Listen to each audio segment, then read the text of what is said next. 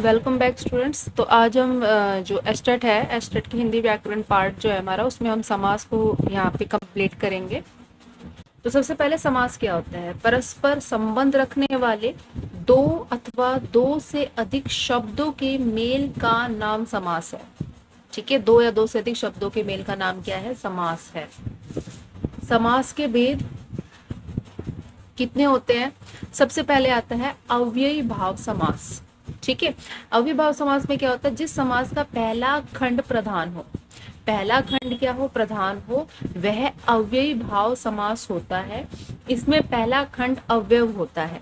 ठीक है, पहला जो खंड होता है यानी पहला जो पार्ट होता है वो क्या होता है? हमारा अव्यय होता है। इसकी पहचान कैसे कर सकते हैं हम? कि जो समस्त पद के आरंभ में जो भी पहला शब्द, जो भी पूरा शब्द होगा, उसके आरंभ में क्या होगा? भर, निर, प्रति, यथा, बे, आ, ब, उप, यावत, अधि, अनु आदि, इस तरह के शब्द होंगे और आप तभी पहचान पाओगे कि वो अव्ययी भाव समास है। जैसे कि यथाशक्ति, इसका अर्थ क्या होगा? शक्ति के अनुसार। यथा गति, गति के अनुसार। देखिए यथा, ठीक है, पहला जो पद है वो प्रधान है। नेक्स्ट, हाथों हाथ, हाथ हाथ में। प्रतिक्षण, क्षण क्षण, प्रति। ठीक है, यहाँ पे पहला पद कौन सा है हमारा? प्रति है। ठीक है, प्रत्यक्ष, आंखों के प्रति। रातों रात, रात ही रात में। आजीवन, जीवन भर, भर, भर पेट, पेट भर कर। निसंदेह, संदेह के बिना। हर समय, समय में, हर समय मीन्स हर वक्त। नेक्स्ट, साफ साफ, बिल्कुल साफ। बेखट, बिना खटक के। अनुरूप, रूप के योग्य। हर घड़ी, घड़ी घड़ी। तो ये हमारे क्या थे? अव्ययी भाव समास थे। नेक्स्ट हम नेक्स्ट चलते हैं। हम दूसरा जो भेद है वो है तत्पुरुष समास। दूसरा जो भेद है वो क्या है? तत्पुरुष समास, जहां पे पूर्ण विशेषण होने के कारण गौण तथा उत्तर पद विशेषण होने के कारण प्रधान होता है। पहला शब्द तो विशेषण होता है और जो उसके बाद का दूसरा पद होता है वो क्या होता है? विशेष्य होता है। उस समास को हम क्या कहते हैं? तत्पुरुष समास कहते हैं। ठीक है, तो तत्पुरुष समास हमारे कई प्रकार के होते हैं। सबसे पहला पार्ट जो है तत्पुरुष का वो है कर्म तत्पुरुष। ठीक है, कर्म तत्पुरुष की पहचान क्या होगी? इसमें हमेशा हमें को शब्द मिलेगा। जब इसका अर्थ निकालेंगे तो हमें क्या, कैसे पहचान करेंगे? हम कोक से पहचान करेंगे। जैसे स्वर्गागत, स्वर्गगत, स्वर्ग को गत। यश प्राप्त, यश को प्राप्त। शरणागत, शरण को आगत। प्रयागत, प्रयाग को गत।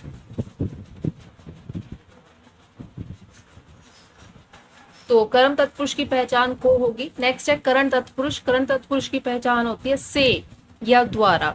ठीक है, जब हम उन शब्दों का अर्थ निकालेंगे तो या तो से आएगा या फिर उस शब्द के अंदर क्या, उस वाक्य के अंदर क्या आएगा? द्वारा आएगा। जैसे कि रेखांकित, रेखा से अंकित। तुलसीकृत, तुलसी द्वारा कृत। मदंदा, मद से अंधा। मनमानी, मन से मानी। प्रभुदत्त, प्रभु द्वारा दत्त। मुंह मांगा, मुंह से मांगा। ठीक है, या तो से होगा या द्वारा होगा, तो वो हमारे किसके अंदर आएंगे? करण तत्पुरुष समास के अंदर आएंगे। तीसरा जो टाइप है वो है संप्रदान तत्पुरुष। इसमें क्या पहचान होगी? इसमें जब हम इनका अर्थ निकालेंगे तो उसमें होगा के लिए। ठीक है, संप्रदान तत्पुरुष की पहचान है के लिए। हवन सामग्री, हवन के लिए सामग्री। सत्याग्रह, सत्य के लिए आग्रह। शयन कक्ष, शयन के लिए कक्ष। यज्ञकृत, यज्ञ के लिए घृत। गुरु दक्षिणा, गुरु के लिए दक्षिणा। रसोई घर, रसोई के लिए घर। ठीक है, तो ये किसकी पहचान है? संप्रदान तत्पुरुष की पहचान है। नेक्स्ट है आपादान तत्पुरुष समास। आपादान तत्पुरुष में क्या होता है? से, इसकी पहचान होती है। जैसे कि जन्म रोगी, जन्म से रोगी। जीवन मुक्त, जीवन से मुक्त। चोर भय, चोर से भय, धनहीन, धन से हीन, ऋण मुक्त, ऋण से मुक्त, पथ भ्रष्ट, पथ से भ्रष्ट, देश निकाला, देश से निकाला। ठीक है, तो ये अपादान तत्पुरुष की पहचान है। नेक्स्ट है संबंध तत्पुरुष समास। संबंध तत्पुरुष समास में क्या होता है, का, की, ये पहचान होती है इनकी। जैसे कि विश्वास पात्र, विश्वास का पात्र, देव स्थान, देव का स्थान, माखन चोर, माखन का चोर, राम कहानी, राम की कहानी, पवन पुत्र, पवन का पुत्र, अमचूर, आम का चूर, दुग्धधार, दुग्ध की धार, राष्ट्रपति, राष्ट्र का पति, राजपुत्र, राजा का पुत्र, पवन चक्की, पानी की चक्की, पंचक्की, पानी की चक्की, पितृ भक्त, पिता का भक्त, पर्णशाला, पर्णों की शाला। ये पहचान किसकी होगी, संबंध तत्पुरुष समास की होगी। नेक्स्ट अधिकरण तत्पुरुष समास। इसमें में, पर, ये इसकी पहचान होती है। जैसे कि आत्मविश्वास, आत्मा पर विश्वास, रणधीर, रण में धीर, धर्मवीर, धर्म में वीर, रस मग्न, रस में मग्न, आप बीती, आप पर बीती, स्वर्गवास, स्वर्ग में वास, ग्रामवास, ग्राम में वास।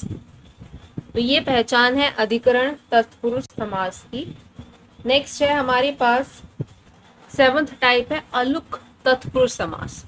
जिस तत्पुरुष के पहले पद की विभक्ति का लोप ना होकर उसी में समाहित हो जाती है, यानी कि जो पहला पद है उसमें कोई किसी तरह की विभक्ति ना होकर उसी में ही समाहित, यानी कि पद के अंदर ही समाहित हो जाती है, किसी तरह की कोई विभक्ति नहीं होती, यानी कर्ता ने कर्म को इस तरह कुछ भी नहीं होता इसमें, यानी कारक चिन्ह कोई नहीं है।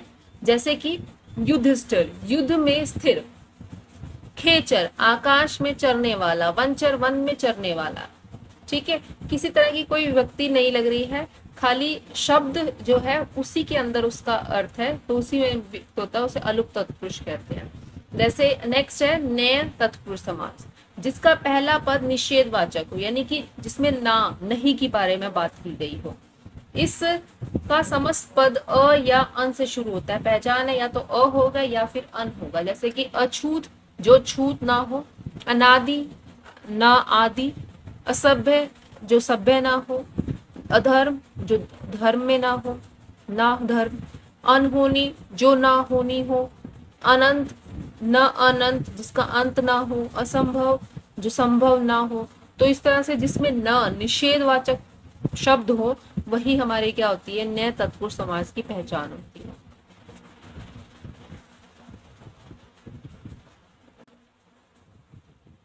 नेक्स्ट कर्मधारय समास। जब समस्त पदों के खंडों में परस्पर विशेष्य विशेषण भाव, विशेष्य विशेषण भाव अथवा उपमान उपमेय भाव संबंध होता है वह कर्मधारय समास होता है। उपमान और उपमेय भाव, ठीक है, उपमान का मतलब है कि किसी चीज से के बराबर करना, उपमेय भाव यानी किसी भाव को, किसी अपने विचार को उसके बराबर लेकर जाना। ठीक है, तो वो हमारा क्या होता है, कर्मधारय समास होता है। जैसे कि चरणामृत, वचनामृत, वचनामृत क्या होगा, वचन रूपी अमृत। ठीक है, यानी कि यहाँ पर किसकी उपमा की गई है, वचन की, यहाँ वचन उपमान है और अमृत क्या है, उपमेय भाव है। ठीक है, तो नेक्स्ट है चंद्रमुख, चंद्र जैसा मुख, चांद के जैसा मुख, यानी किसी से उपमान कर दिया, किसी से कंपैरिजन कर दिया गया है।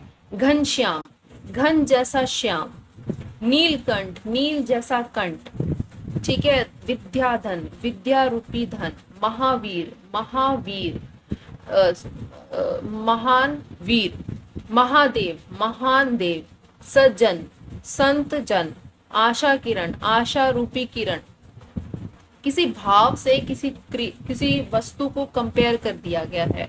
लाल मिर्च, लाल जो मिर्च, महाराज, मिर्च तो बहुत सारी होती है बट हम यहाँ पे किसकी बात कर रहे हैं, लाल की बात कर रहे हैं। महाराज, महान है जो राजा। ठीक है, राजा बहुत होते हैं लेकिन महान कोई कोई होता है। परमात्मा, परम है जो आत्मा। तो इस तरह से इसमें क्या होता है, पहला शब्द विशेष्य होता है, दूसरा विशेषण का भाव होता है।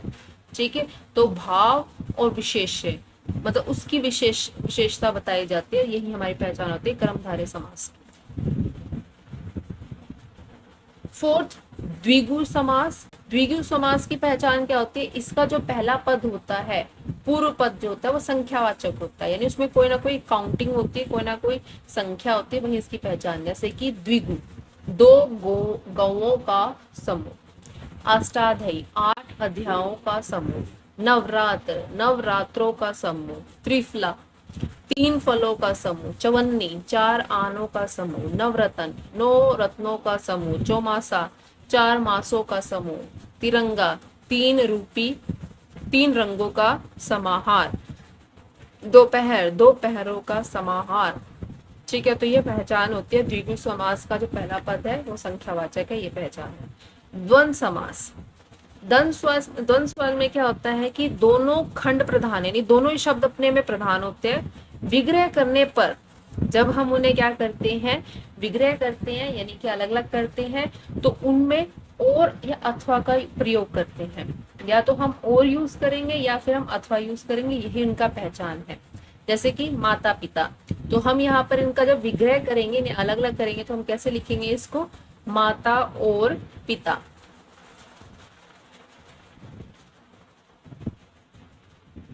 धर्माधर्म, धर्म और अधर्म। सुख दुख, सुख और दुख। राधा कृष्ण, राधा और कृष्ण। दाल रोटी, दाल और रोटी। दिन रात, दिन और रात। खान पान, खान और पान। देश विदेश, देश और विदेश। ये इसकी पहचान होती है द्वंद्व समास की। लास्ट, बहुब्रीय समास।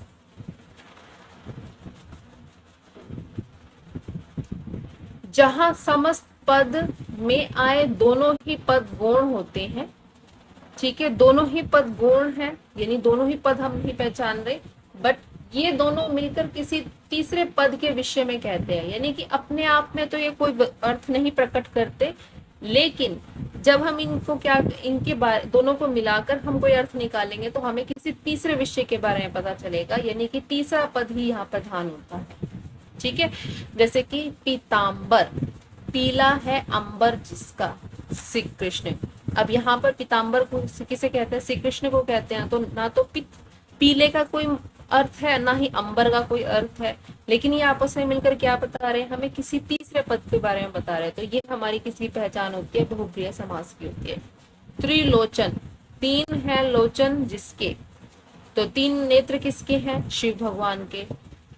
चतुर्भुज, 4 है भुजाएं जिसकी, 4 भुजाएं किसकी हैं, विष्णु भगवान की। सुलोचना, सुंदर है लोचन जिसके। सुलोचना किसे कहते हैं, स्त्री को कहते हैं किसी भी। कमल नयन, कमल के समान है नयन जिसके, तो हम विष्णु भगवान जी को मानते हैं। गिरिधर, गिरी को धारण करने वाले श्री कृष्ण थे। गजानन, गज के समान है आनंद जिसका। ठीक है, गजधारी गजानन, ये हमारे कौन कहलाएंगे, गणेश जी। चतुर्भुज, चतुर्मुख, 4 मुख हैं जिसके, 4 मुख किसके हैं, ब्रह्मा जी के। तिरंगा, 3 रंगों वाला, 3 रंगों वाला क्या है, हमारा भारत का राष्ट्र ध्वज है। दीर्घ बाहु, दीर्घ है बाहु जिसकी, तो किसकी बड़ी बड़ी बाहुएं होती हैं, विष्णु भगवान जी की। उन्हें चतुर्भुज भी बोलते हैं, उन्हें दीर्घ बाहु भी बोलते हैं। दिगंबर, दिशाएं हैं अंबर जिसकी, मतलब दिशा ही जिसका वस्त्र है, तो वो किसका है, शंकर भगवान जी का। पतझड़, झड़ते हैं पत्ते। अब वो किस ऋतु में, पतझड़ एक ऋतु है जिसमें क्या पत्ते झड़ते हैं, तो एक विशेष प्रकार की ऋतु होगी। महेश, महान है जो ईश, वो देवता जो, वो ईश्वर जो महान है। तो शिव। विषधर, विष को धारण करने वाले, विष को धारण करने वाला, तो विष को धारण कौन करता है, सांप करता है। तो इस तरह से हम क्या कहेंगे कि इन दोनों शब्दों का तो कोई मतलब नहीं होता है, दोनों पद ही गौण होते हैं, लेकिन इन दोनों को मिलाकर जब हम देखते हैं तो किसी और विषय की बात होती है। यही पहचान किसकी होती है, बहुब्रीय समास की होती है। तो यहीं पर हमारे बहुब्रीय समास समाप्त होते हैं।